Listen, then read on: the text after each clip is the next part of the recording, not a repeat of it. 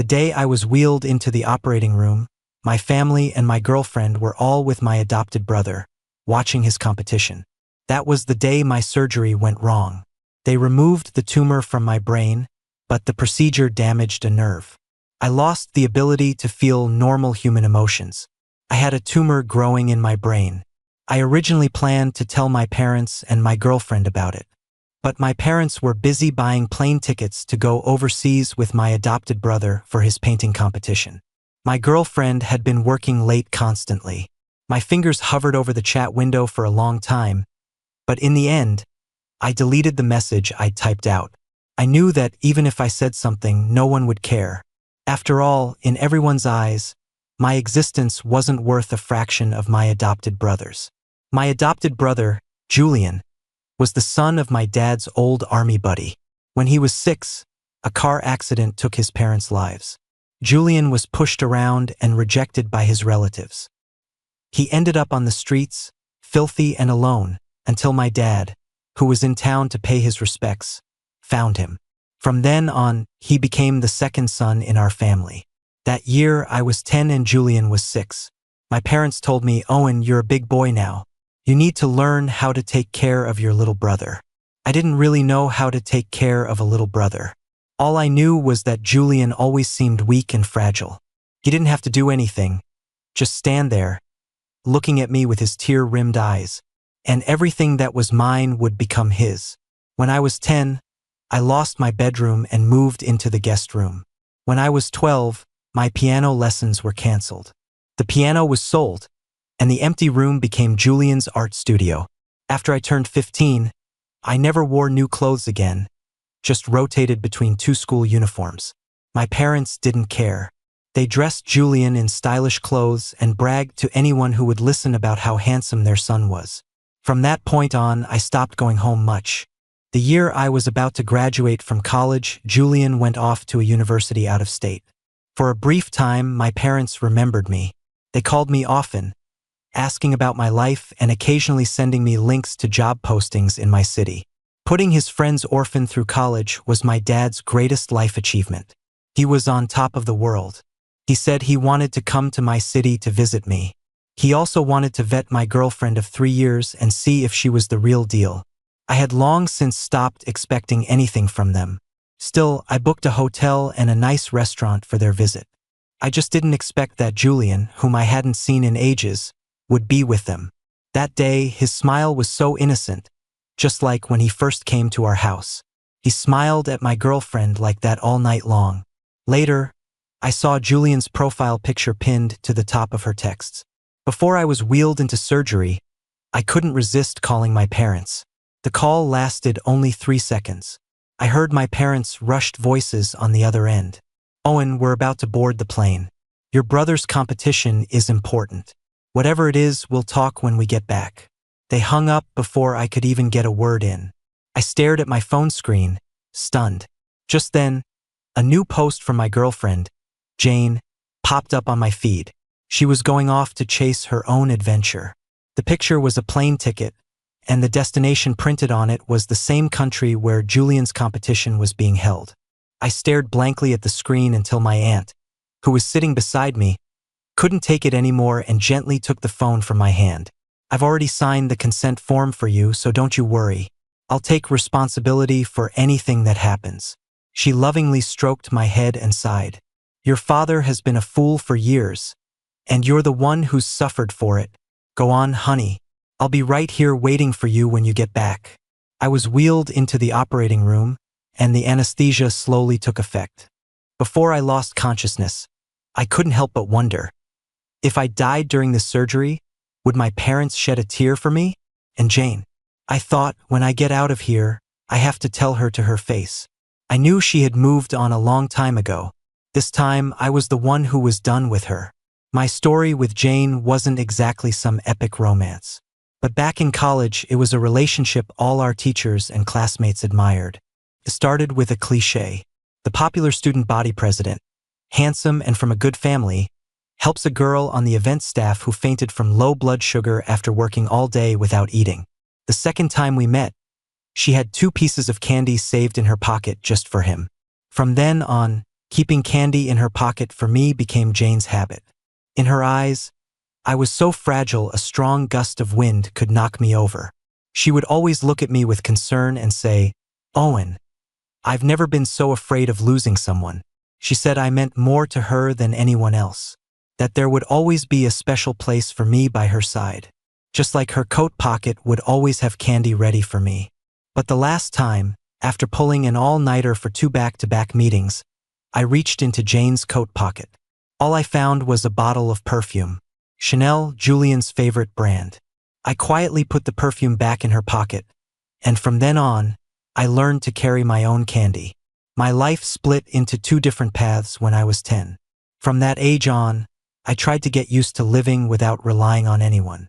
I lowered my expectations for everyone. If you don't expect anything, you can't be disappointed, and you won't fall into despair when the disappointments pile up. But I'm only human, and I was far from being as detached as I wanted to be. Jane spent a year pursuing me and the next 3 years caring for me deeply. For 4 whole years, she slowly broke down my walls, bit by bit, making me feel like I finally had someone I could rely on. But stories are always cliches. Just when I thought I had found someone I could truly trust, she had a change of heart. She fell for my adopted brother. At first, it was just pity for his tragic childhood. Then, it was his lively personality that drew her in, capturing her attention at every turn. Later, she listened as Julian told her, word by word, about his passion for painting, and she witnessed his triumphs on stage. Finally, she realized her true feelings. Jane said she had never met anyone so special, so genuine, like a blazing fire. Because of him, she discovered for the first time that love was supposed to be a burning flame. What she felt for me, she said, was more like familial affection and daily routine. This is what Jane confessed one night when she was drunk. After that, she began meticulously planning how to pursue Julian and how to break up with me. Of course, I was planning the same thing. I would bow out of their world, but I wanted to do it with as much dignity as possible. It was something I'd done often in my first 20 years, getting used to being ignored and quietly disappearing. But all those thoughts changed the moment I opened my eyes after the surgery. I realized something. The one who should disappear wasn't me. The first person to notice the change in me was my aunt. She sat by my bedside, peeling an apple and telling me funny stories to try and cheer me up. Then she realized I didn't seem to need cheering up. In her eyes, I had always been quiet and reserved, rarely voicing my own needs. But she could always see it in my eyes, that deep down, I still longed for my parents' affection, for the complete family love that should have been mine. But now that longing was gone. After the surgery, I was unnervingly cold. So, on the 5th day, she tentatively asked if I wanted to call my parents. I refused. In the past, even though my parents didn't care about what I was doing, I would always report back to them after any major event. But this time, I had no intention of contacting them. My aunt looked at me with growing concern. After a long moment, she sighed. She muttered to herself, "The way your father and mother are acting, they'll live to regret this one day." Another 2 weeks passed, and with my aunt's help, I was discharged from the hospital. During that time, the doctors came to check on my condition. When they asked if I felt anything unusual, I told them calmly, "I've never felt better." The chaotic emotions that used to cloud my mind and prevent me from thinking clearly were all gone. Now, I could see many things with perfect calm and rationality. For instance, my parents truly didn't care about me, so I probably wouldn't get a share of their inheritance. But the responsibility of caring for them in their old age would likely fall on me. And the company that Jane and I started together, since I was always the one handling everything, the company would do just fine with only me. I would no longer beg them for affection. But when it came to the assets that were rightfully mine, I wouldn't give up a single cent. The day my aunt took me home, we ran into my parents and my adopted brother, the happy family, returning from their trip.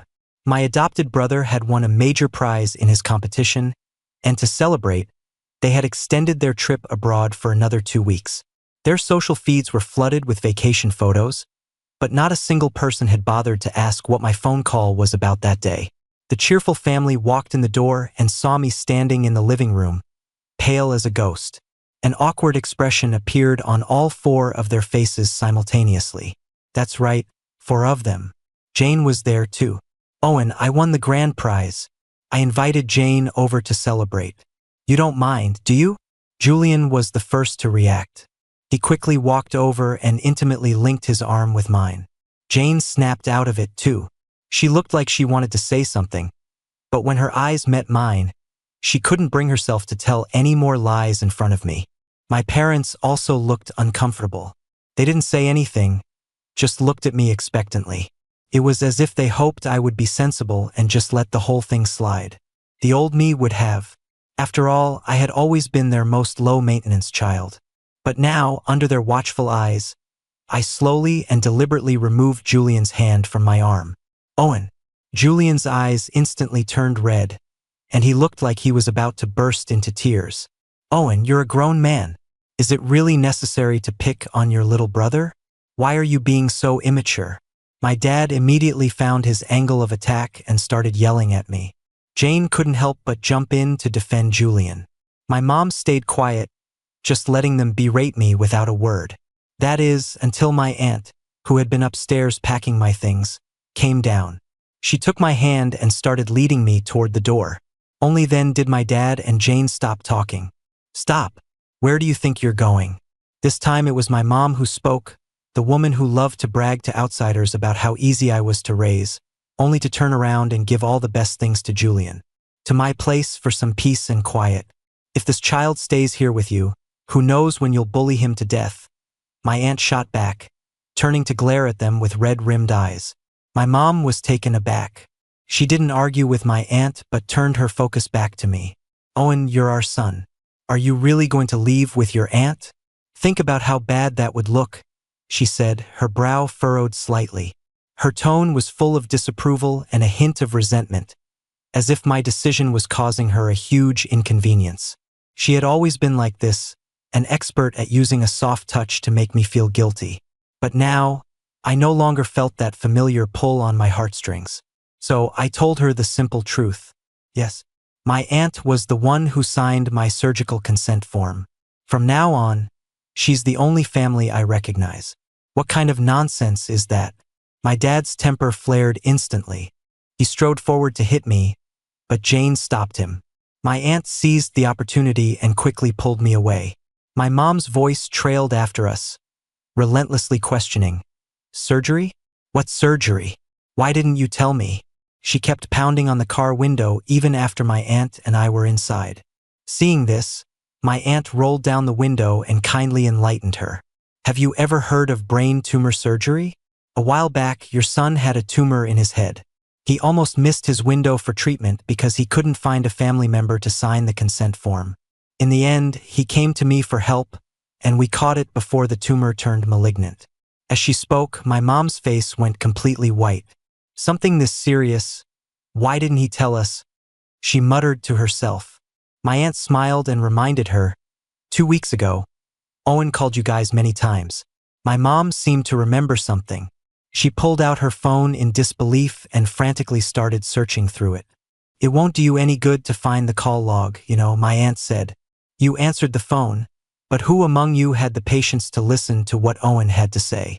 You were all too busy getting your precious adopted son on a plane.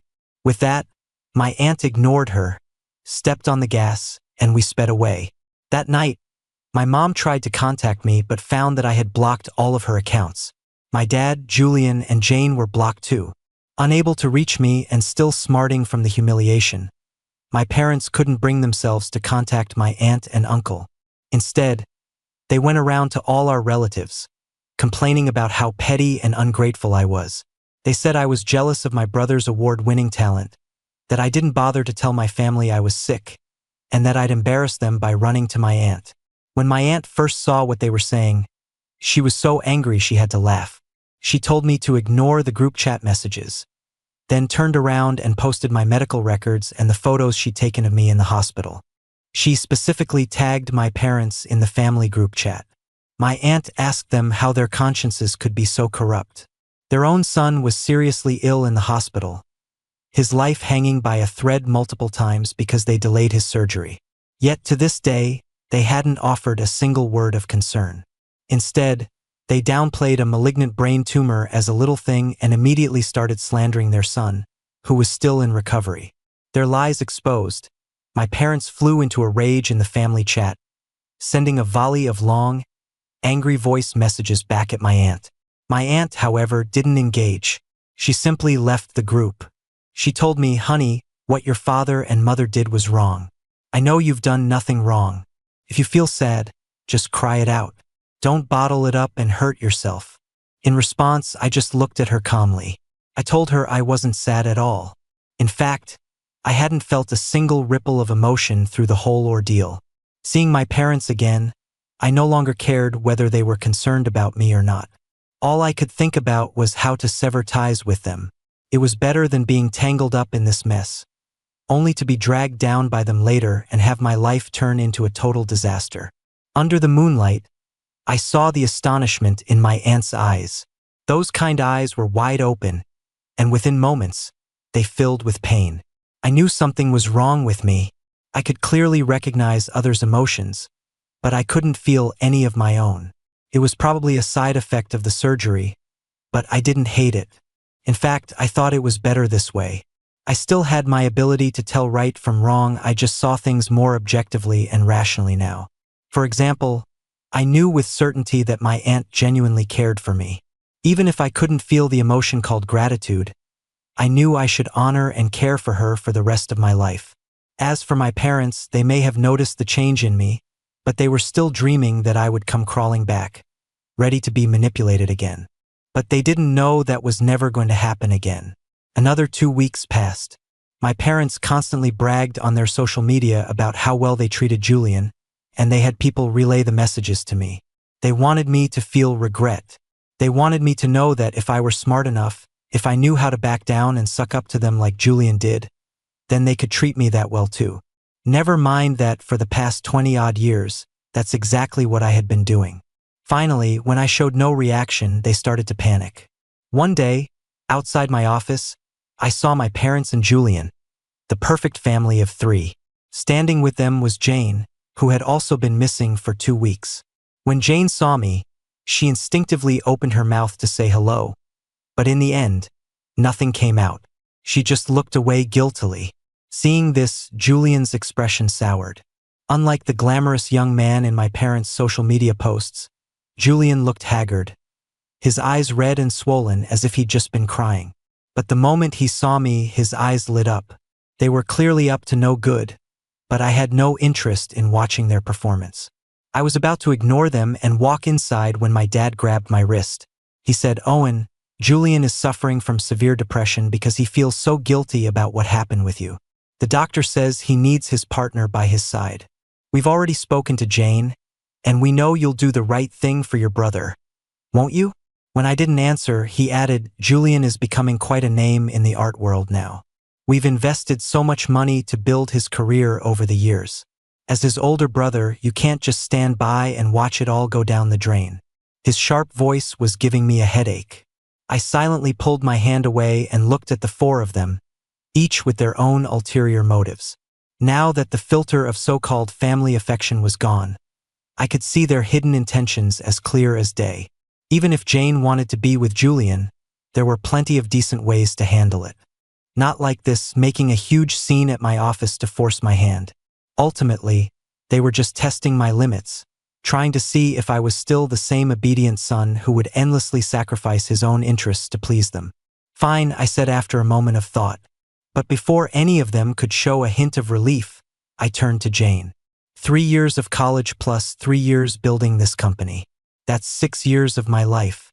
I want 15% of the company's original shares as compensation. As if she never expected me to ask for anything, Jane's face darkened. She was about to say something, but I upped the ante. "Once the compensation is paid, I won't say another word about you and Julian. You don't even have to invite me to your wedding. I won't be living at the family home anymore. As long as you don't bother me, I'll disappear from your lives completely. You wouldn't want your precious artist to be labeled a homewrecker, would you?" The moment the words left my mouth, Julian reacted instantly. He didn't give Jane time to think. He just hugged her arm and whimpered pitifully.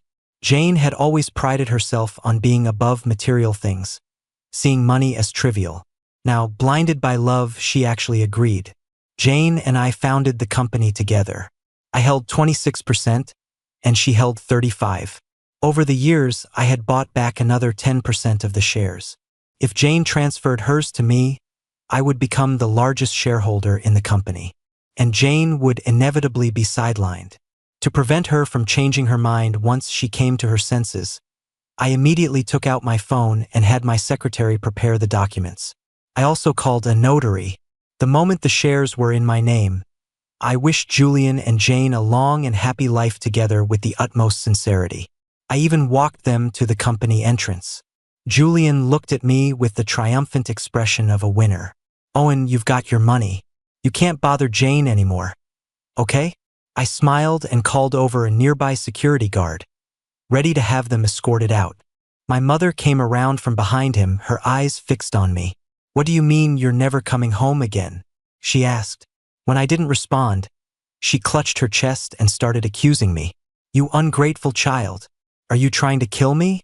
She started putting on her act, pretending my words had made her physically ill. But I would no longer feel guilty or give in to her feigned illnesses as I had in the past. I didn't even glance at her. I just turned to leave. Finally, the look of smug certainty in my mother's eyes vanished. "Honey, what's wrong?" she asked, grabbing the corner of my shirt. Her face was filled with panic, and her voice trembled. She realized it. Her fake illnesses, her strategic retreats, all the old tricks she used to control me no longer worked. Because I didn't care about her anymore. I would no longer compromise for her. "Mrs. Hayes," I said softly, looking at her and the family standing behind her. "From now on, you all need to live your lives well." "You bastard! What is that supposed to mean?" My father, who had been silent until now, letting my mom do all the performing, suddenly got agitated. He rushed forward, hand raised to strike me. Jane tried to stop him, but Julian held her back firmly. In the chaos, a team of bodyguards I had called in advance stepped in front of me. Now it was my dad's turn to be stunned. He clutched his chest, looking like he was about to faint from anger. It was the exact same act my mom had pulled earlier. By this point, Jane had finally broken free from Julian's grasp and walked over to me. She looked at me with disapproval. "Owen, you can hate me, but your uncle and aunt are still your parents. You're going too far." "Aha, right," I said, having no time to waste on them. I simply looked down at my phone and started dealing with work. Jane was speechless at my indifferent attitude.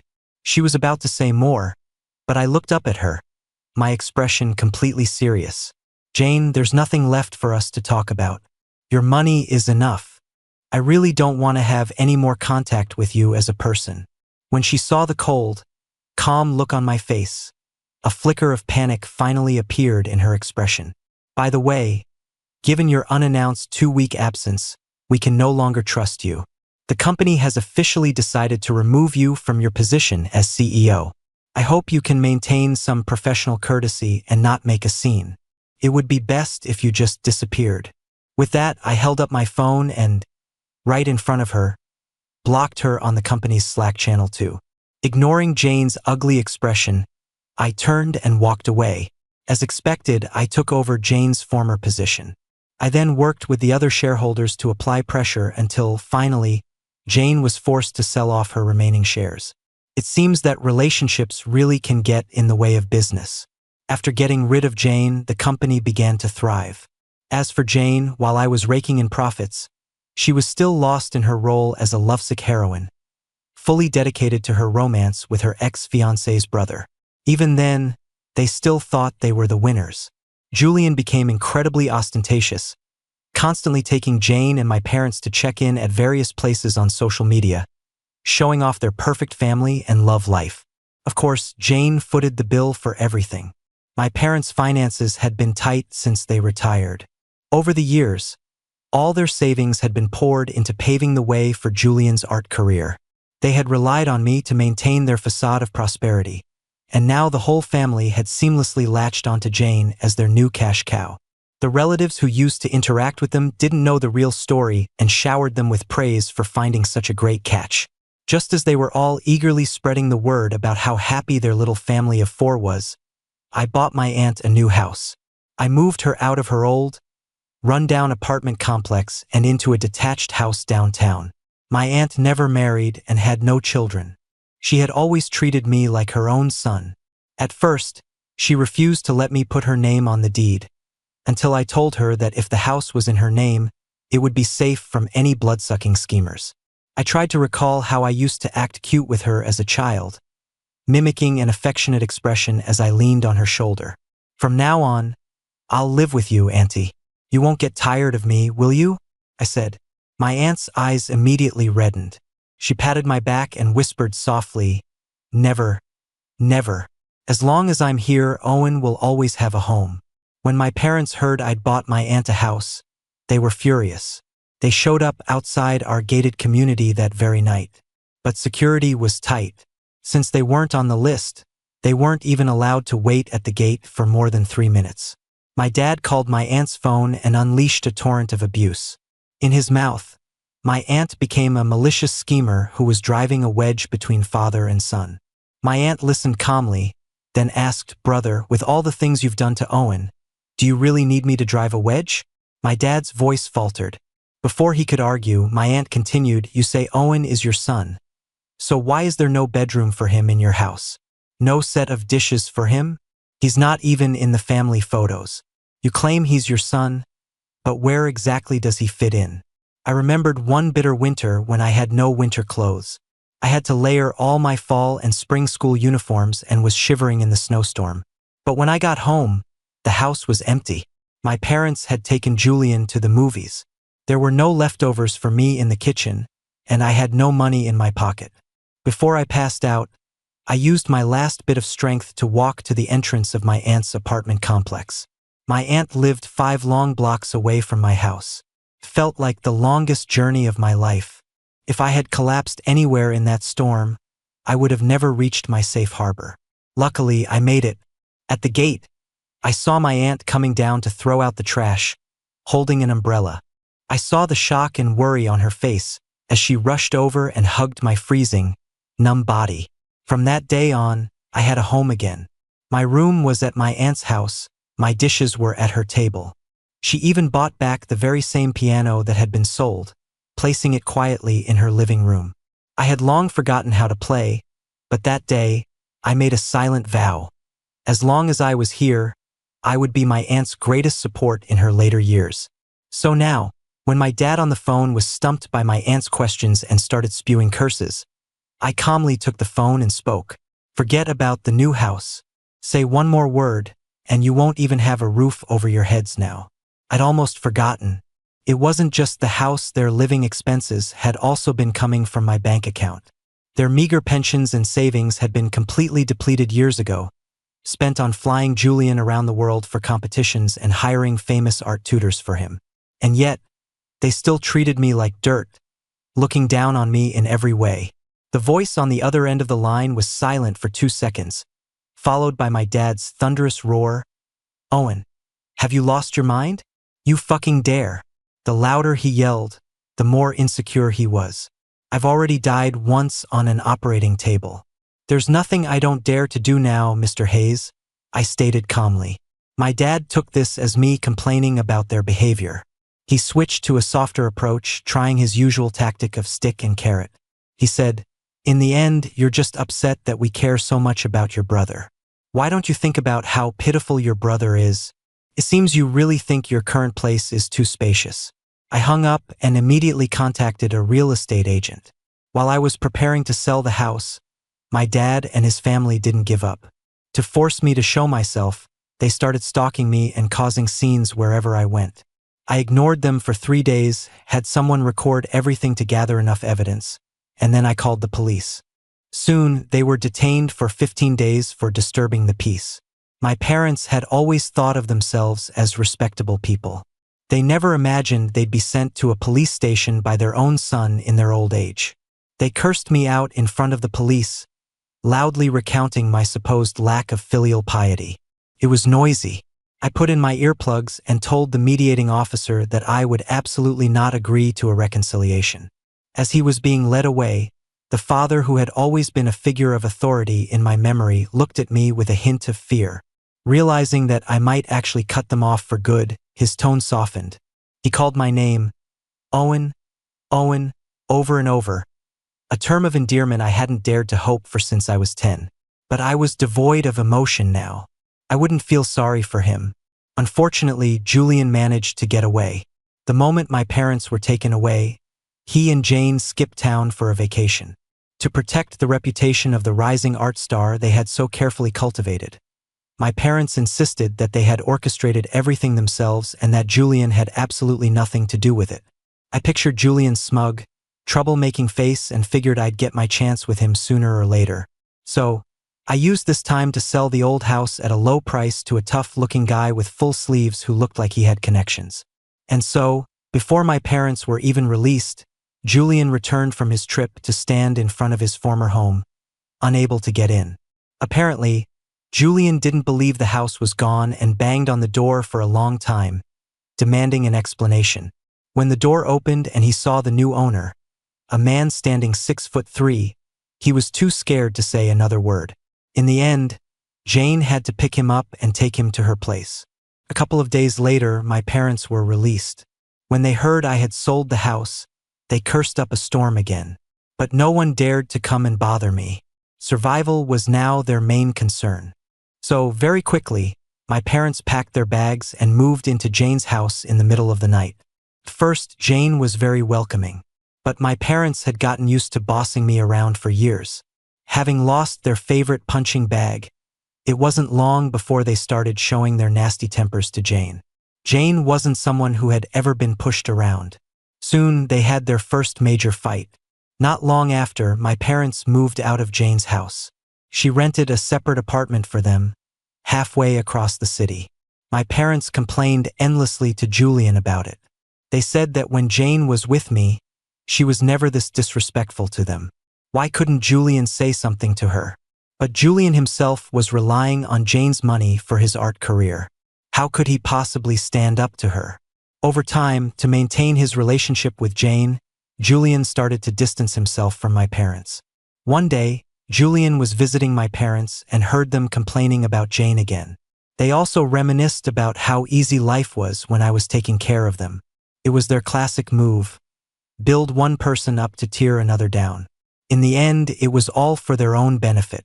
But Julian wasn't falling for it. He had had enough. He immediately smashed everything he could get his hands on in the apartment, then stood with his hands on his hips and asked my parents, since they thought I was so great, why didn't they go find me? It was the first time he had ever lost his temper in front of them. Now that he had Jane wrapped around his finger, his family was just an accessory to him. He no longer needed to walk on eggshells around anyone. The fight they had that day was epic. The main combatant was my mother.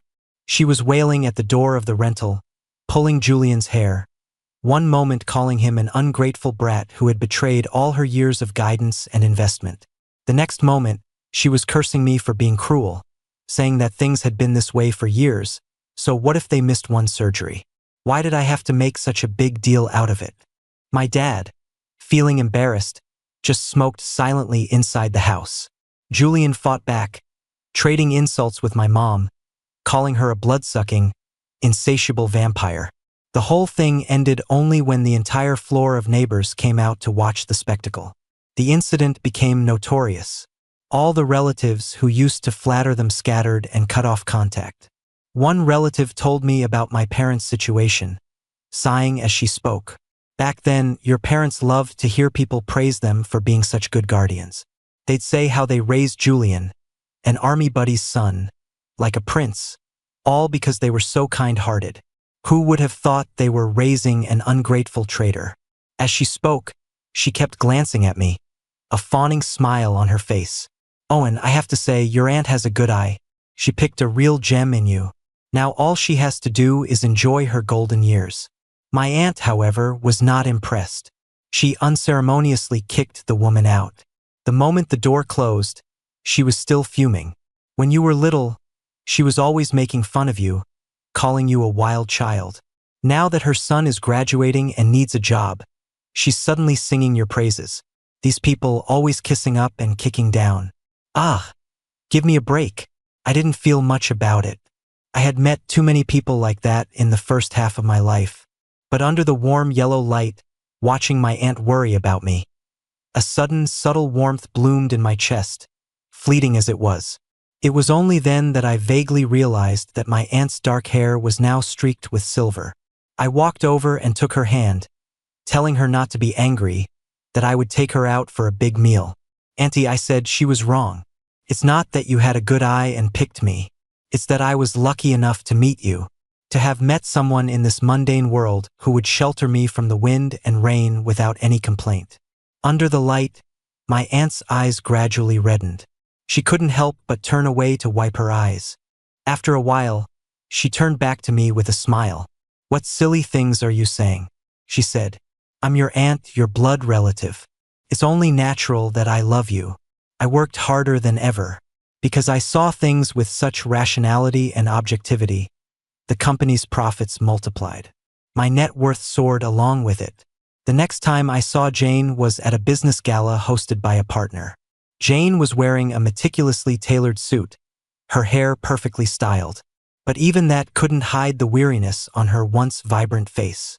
On closer inspection, her suit was from last season. It seemed that supporting a family of vampires wasn't easy on her either. Promoting Julian's art cost a fortune, and my parents' living expenses weren't cheap. It would have been one thing if Jane were willing to ask her family for help. But her parents had extremely high standards. They hadn't approved of me when I was starting from scratch with Jane. Now they looked down on Julian, who only knew how to leech off others, even more. If Jane wanted her family's support, she would have to break up with Julian first. It was clear she was deeply in love. That's why she was willing to humble herself now, smiling obsequiously at the small-time bosses she once looked down upon. But it seemed the people she once looked down on now looked down on her. One of the bosses, who was getting annoyed with her persistence, saw me, and his eyes lit up instantly. He greeted me and walked over quickly. Seeing this, Jane was stuck, unable to advance or retreat, just standing there awkwardly. But in the moment our eyes met, she flinched, all her former confidence gone. When the company was just starting out, Jane disdained the schmoozing and networking that happened over drinks. I was always the one who handled that side of the business. Now, both the company and our partners were well established. Naturally, they recognized me, not her. It was only logical. I didn't know what Jane was so sentimental about. But the next second, as if she had made up her mind, she started walking toward me. I turned and said a few quiet words to my side. My bodyguard intercepted her. She couldn't get within 10 feet of me and was politely escorted out of the venue. Later that night, after the banquet ended, I ran into Jane, who had been waiting for me by my car. I looked at her standing there. I ran through our past in my mind one more time, confirmed that everything that had happened was settled and that there were no loose ends, and then, without a second thought, turned to get in my car. Jane quickly reached out to stop me. The car door slammed on her hand, and I heard the sickening crack of breaking bones. Jane's face went pale. She clutched her injured hand, but her eyes were still fixed on me. Do we really have to end up like this, Owen? Her voice was hoarse with pain. I rolled down the window, tossed out a check for $100,000, and gave her a slight smile. For your medical bills. Then, without waiting to see if she would take it, I let go and stepped on the gas. Ever since seeing Jane, I had been on my guard. This group was imploding, which meant they were starting to target me again. Sure enough, a couple of days later, I saw Julian, whom I hadn't seen in a long time, at the company entrance. If I remembered correctly, he was supposed to be at the City Theater for a very important competition right now. The organizing committee had sent me an invitation, and Julian's name was on the list of contestants. But here he was, not even in his performance attire, his face deliberately made up to look haggard. He was clearly here for me. Upon seeing me, Julian put on his most pitiful expression and, without a word, dropped to his knees. Owen, I'm begging you, please let Jane go. She's your sister-in-law now. How could you get revenge on her just because of your own feelings?" He wailed and sobbed, more dramatic than an opera singer. I looked up and, sure enough, I spotted several professional camera lenses in the growing crowd of onlookers. So that was his plan. I pulled his hand off me and said in a cold voice, "Julian, let's get something straight. You stole your brother's fiancée first.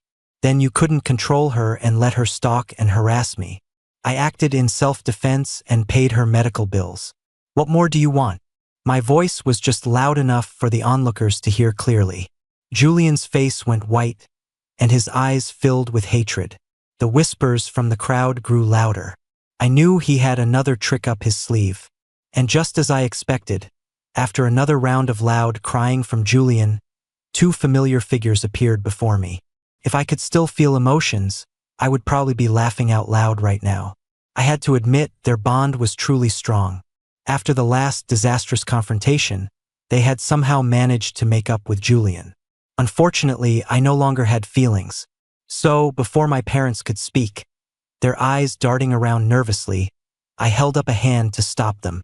I then motioned for my assistant to start recording, with several cameras pointed directly at them. I spoke calmly and slowly. "From this moment on, every word you say will be recorded as evidence and will be subject to legal consequences.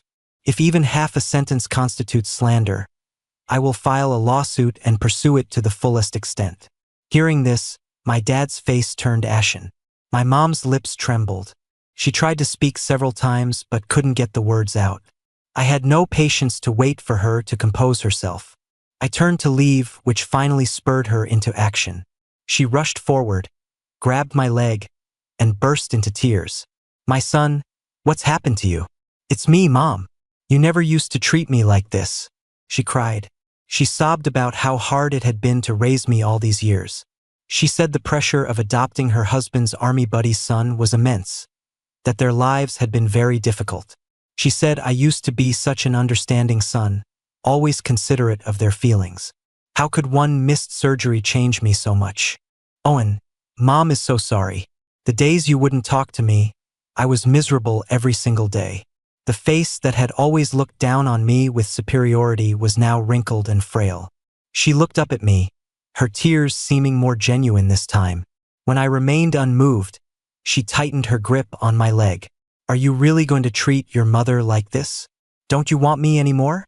I looked down into her tear-filled eyes, my heart completely still.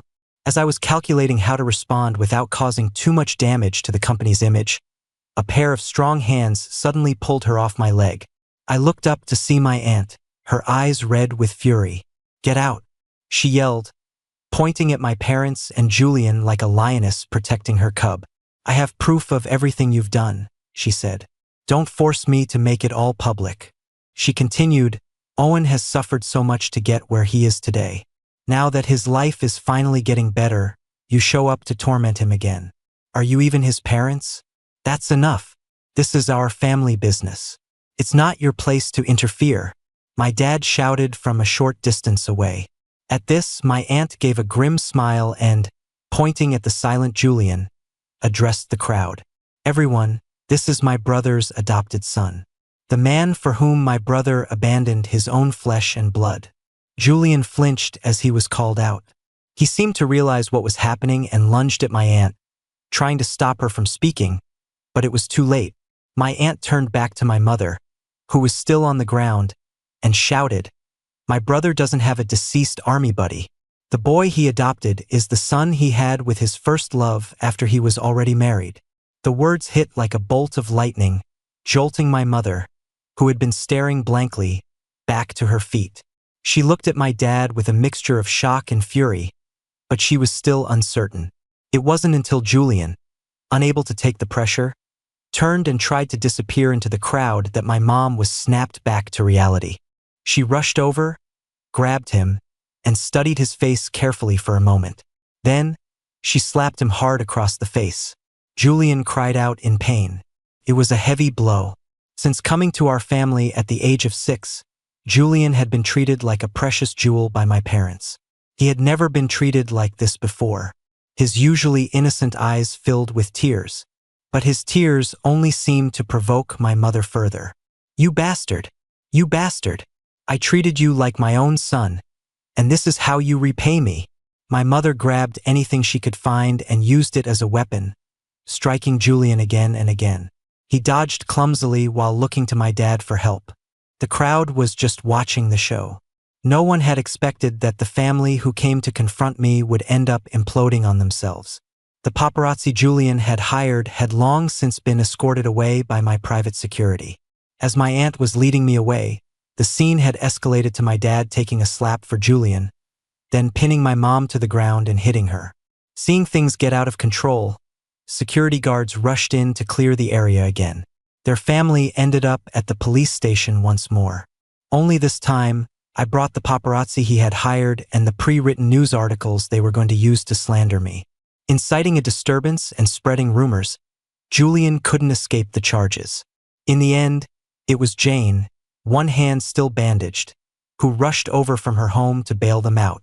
The massive scene at my company's entrance had long since become a trending topic locally. Jane probably knew what had happened on her way over, but when she saw the disheveled Julian at the police station, her face was still full of disbelief. "Julian, weren't you supposed to be at the competition?" she asked, her eyes fixed on him. When she noticed that the clothes under his jacket weren't his performance outfit either, she fell silent. Jane had fallen in love with his persona as an artist obsessed with his craft. She supported Julian's painting as if she were making up for her own past, for the rule-following girl who never dared to chase her dreams. She had even swallowed her pride for him, humbling herself to deal with the daily grind of life. But now that persona was on the verge of collapse. To come and slander his adoptive brother, Julian had easily given up the competition he claimed was more important than his own life. People are like that. Sometimes, in the heat of the moment, they can be reckless. But falling out of love can happen in an instant. Seeing the doubt in Jane's eyes, Julian was clearly panicked. Tears rolled down his cheeks as he quickly explained, "Jane, it's not like that. It was Owen.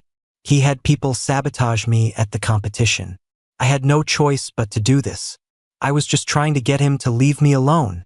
This was Julian's original plan. Show up at my company, team up with my parents to smear my name, and paint me as a jealous, evil brother who framed him. Then, he would use the opportunity to claim I had rigged the competition so he couldn't win. He would miss this one competition, but the publicity would make him famous. It was a win-win for him. It was a risky move, but Julian was emboldened, knowing my family would back him up. He thought he could crucify me with public opinion, but he never expected my aunt to find out that he was the product of my dad's affair. One wrong move and he lost the whole game. And even now, he was still trying to pin the blame on me. But before Jane had even walked in, my assistant had already laid out the entire sequence of events for her. That included the transaction records between Julian and the paparazzi and the slanderous stories they had prepared. Many of the events they described hadn't even happened, yet they spoke of them with such conviction. The competition's organizing committee had also issued a statement. They had a decades-long reputation to uphold and were furious that Julian had not only skipped the competition but was also planning to slander them. Some of the senior members were friends with Jane's parents. No matter how much Jane tried to cover for him, they already knew all about Julian. Jane's plan to slowly build Julian's fame and then introduce him to her family was now in ruins. I don't know what state of mind she was in when she came to see Julian, but the fact that he lied to her face the moment he saw her sealed his fate with her. The illusion was shattered. Jane's gaze turned cold. She didn't say another word, just turned and walked away. Julian was left stunned, watching his last hope disappear. Without Jane to pay his fines, Julian was served with a 15-day detention. During that time, the art competition committee sued Julian. With Jane's parents pulling strings, the 15 days were extended to 2 months. My parents were locked up with him. After living a life of prestige, they were now being sent to jail twice in 1 year in their old age. The scandal of the affair was also exposed. All the praise my mother had received for adopting Julian now turned into an equal amount of ridicule and scorn. Before she was taken away, She asked me one last time if I really wanted things to end like this. I turned around and told her very seriously, word for word, that I wasn't making a scene. I had just been swept along by life for so many years, and now I wanted to break free from the undertow. I just wanted to live my own life, no longer held hostage by family ties, no longer holding out hope for people who didn't deserve it, no longer sacrificing myself just to get a crumb of their attention. Do you understand? I stopped loving you a long time ago. This is the last time I will call you this. Let's just go our separate ways from now on. Mom and Dad. As the last words fell, I couldn't read my dad's expression. I turned to leave. In my peripheral vision, I saw that my mom was already in tears. Seeing me go, she opened her mouth frantically but ultimately said nothing. By now, she probably did regret it. She had given her whole life to this, only to push her own son away and end up raising someone else's child. But what did any of that have to do with me? In my first 20-something years, I had shed more than enough tears for them. When I walked out of the police station, my aunt was waiting for me. She was one of the few people in the world who truly understood my father. She was worried that now that I had publicly humiliated him, he would do something to hurt me. And Julian, my aunt said, the worry in her eyes deepening. He's not the type to stay quiet. I gently placed my hand over hers and told her that we weren't as weak as we used to be. We would handle whatever came our way. Hearing this, my aunt finally relaxed a little. After that, I had someone keep an eye on Julian's family. I knew that Jane and Julian had broken up. Julian refused to accept it, even causing scenes at her parents' house several times, which resulted in him getting beaten up badly. After all the years and all the money my parents had invested, Julian was blacklisted from the national art scene overnight. He simply vanished. Having lost his support system, Julian crawled back to my dad, clinging to my parents. But the sight of Julian now only filled my mother with resentment. She wanted to divorce my dad, but he refused. So, she took out her anger on Julian, hitting and cursing him daily. During this time, my business continued to grow, showing potential for expansion into overseas markets. Jane's parents, who once looked down on me, now sent me invitations. Jane herself tried to contact me numerous times, but I never once responded. Later, at a banquet, Jane and I met again. She seemed much more mature than before, but her gaze was filled with melancholy when she looked at me. "Owen, you've become so successful. I almost don't recognize you anymore," she said, her eyes not knowing where to look. A person who had been confident for most of her life couldn't even stand up straight in front of me now. She hadn't changed much, but she had lost her former pride. As if afraid I would have her thrown out, Jane started talking quickly. She said she had always owed me a face-to-face apology. She said that after all this time, she finally realized she had never truly loved Julian. She had just projected her own desires onto him, thinking she could find her true self through him. It's only now that I realize how naive I was. It was only after I lost you that I understood what I had truly thrown away. I had little patience for her speech. Finally, I couldn't take it anymore and stood up to leave. "Owen." Jane called my name loudly from behind me. "Can we start over?" "No, I'm not interested in trash," I said with a smile, rejecting her without a hint of politeness. "Jane, no matter how nicely you put it, it doesn't change the fact that you cheated on me because you couldn't resist a new thrill. The fact that you have the nerve to show your face in front of me is truly shameless."